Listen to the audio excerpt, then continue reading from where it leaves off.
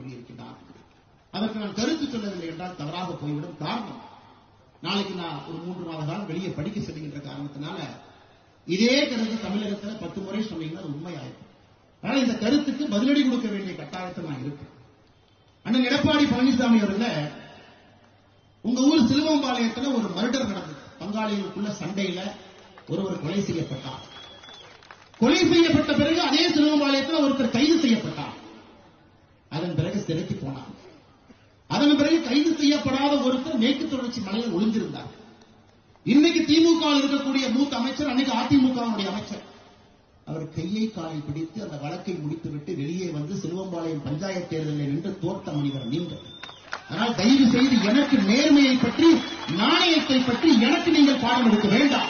அதே கொங்கு பகுதியில் அதே பக்கத்து மாவட்டத்தில் வந்தோம். அருமை பெருமை எல்லாம் எனக்கு தெரியும். கூவத்தூர்ல நடந்தது கட்சியினுடைய பொதுச் செயலாளரை தேர்ந்தெடுக்கக்கூடிய நிகழ்வா? கூவத்தூர் நடந்தது அலங்கோலம். ஒரு புரட்சி தலைவர் நடத்திய ஒரு கட்சி, தமிழகத்தில் திமுகவுக்கு மாற்றாக இருக்க வேண்டும் என்று தமிழக மக்கள் நினைத்த ஒரு கட்சி. கூவத்தூர் நீங்க என்ன அநியாயம் பண்ணீங்க?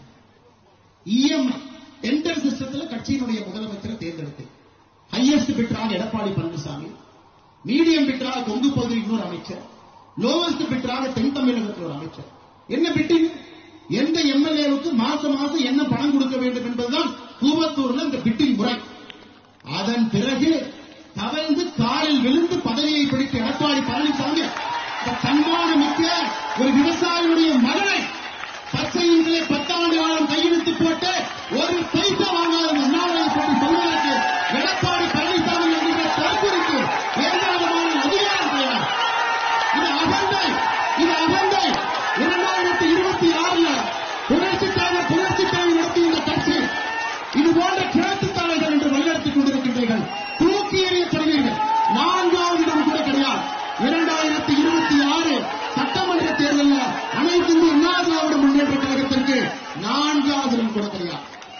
இன்னைக்கு ஒரு உண்மையை சொல்றேன்.